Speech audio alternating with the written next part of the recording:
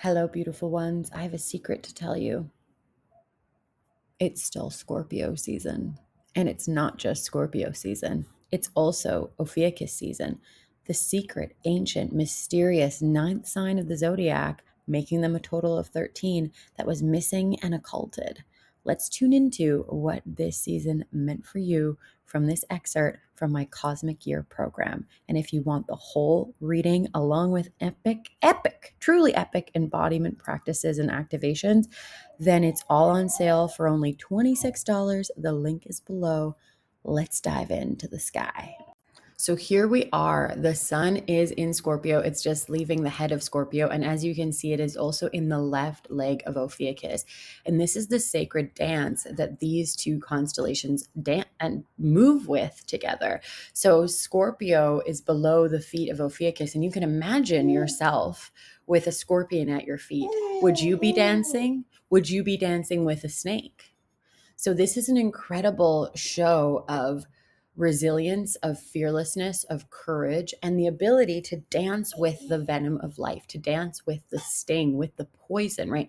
Often we experience trauma, pain, hurt, betrayal, and we take that poison in and we can continue to feel at pain, at victimized, and angry at our perpetrators. And this just breeds more poison, right? And it doesn't mean that you don't get to acknowledge and validate your own pain, right? This isn't to invalidate you.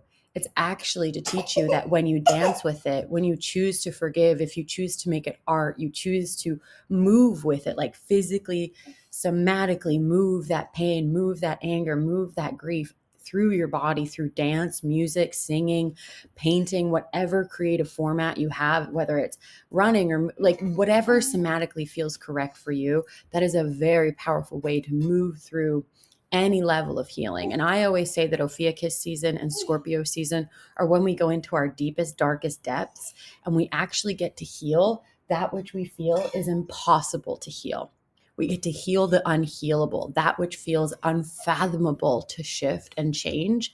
It gets to be shifted and changed through art, through music, through something as simple as dancing to a song.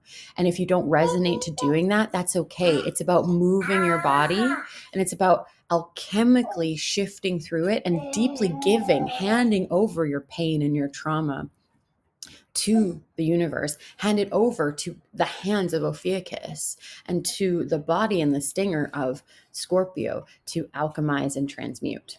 So that is where our sun is. And Venus is not very far behind. And Venus and Mars are really hugging the sun right now, which is a very powerful time for relational dynamics to be integrated, right? We can kind of create this amazing infinity symbol around the sun with Venus and Mars being at either endpoint. So this is a very powerful time to integrate your own internal feminine and masculine, your own perceptions of what it means to be feminine, what it means to be masculine, what are the strengths and weaknesses of both, what are the living reality that we experience of both, and to really feel the depths of us. Like, what do you really care about? What do you really love? What do you really need? What kind of passion lives within you that has not yet been expressed, that has not yet been said, right? And we're going to talk about Mercury in a second, but Venus at Scorpio is so deep. I just had my Venus return actually on the 2nd, where Venus returned to the same space it was for me in my natal chart. So for any of you that do have Venus in Scorpio, this is a powerful time for you to reclaim your deepest passion, your deepest magnetism, what you deeply, deeply care about, what lights you up, what ignites your heart, really your purpose for being alive, right? And a lot of that is love, deep, profound love.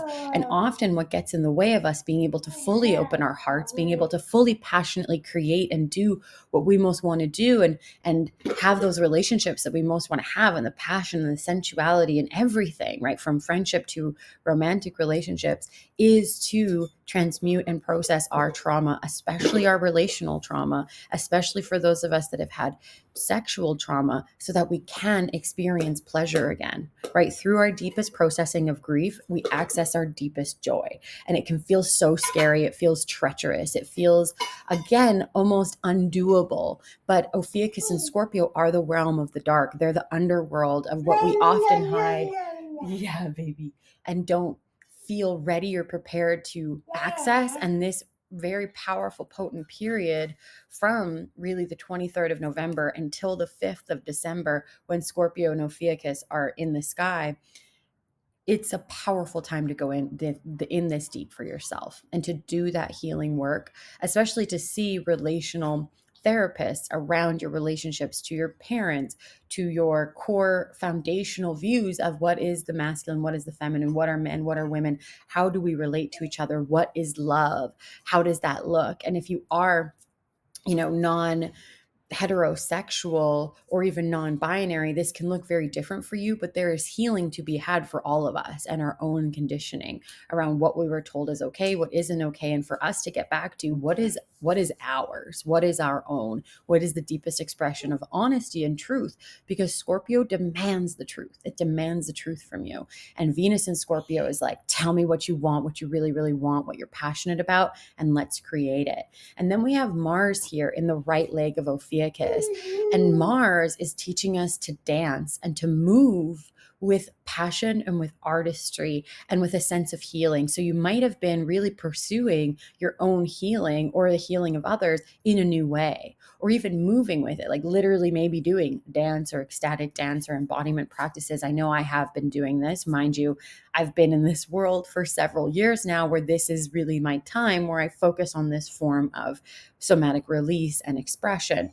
But something where you move forward, where you take the steps forward towards what you really want, that would actually be profoundly expressive and healing for you to do. So maybe you go and buy the microphone so you can start the podcast, or you can start recording yourself singing, or you go and take the steps to make the investments so you can buy the house and the place, or you make the steps to move and you actually get the boxes, right? It's taking those action steps towards what you actually really want that actually becomes joy, that becomes peace, that becomes harmony in your life.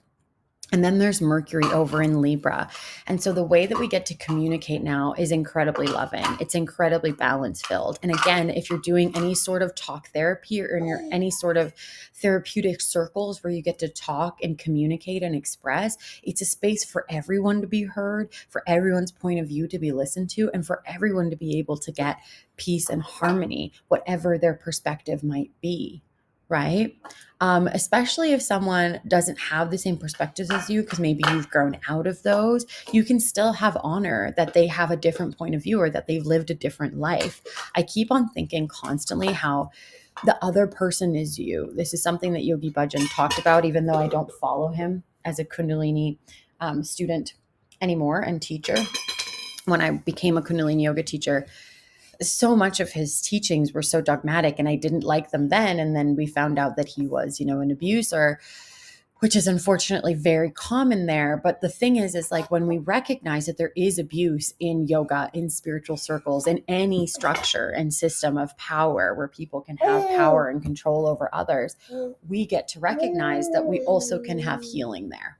And there gets to be an understanding of we can take the good and leave the rest without having a sense of conflict within us.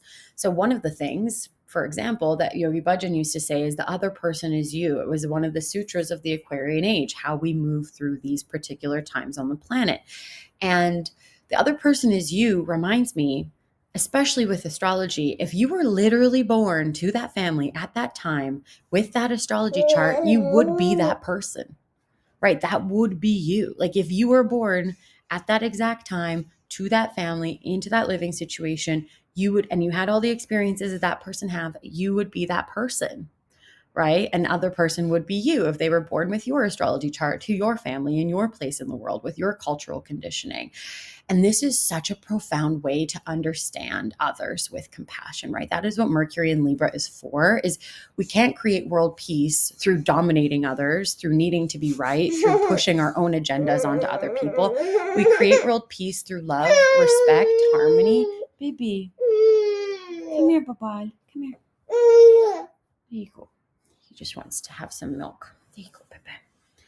And it gets to look very respectful, right? You don't need to agree with everyone. They don't all need to eat grass-fed beef, right? That's an example. Like there's such extremes and such polarity and people living differently and making different choices that it actually makes us very intolerant within some health and wellness or spiritual circles.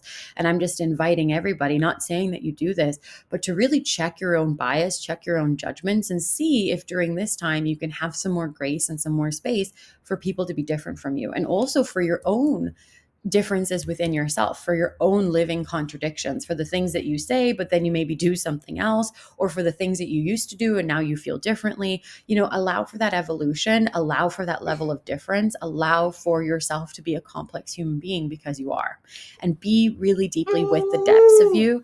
And from there, create a beautiful life. Okay, now let's look at the collective sky for today, December 4th. If you like that sort of cosmic guidance from me and you want even more support in deepening your ability to read the sky and relearn the sacred art of navigating with the cosmos that our ancient ancestors always knew, then join me inside of Cosmic Arts Training. It is forever open and always expanding with new trainings every single month and live sessions to do practice readings with me and to deepen your own intuitive knowing of how to read the sky. Join me in there. I can't wait to see you. And don't you forget it, it's still to subscribe.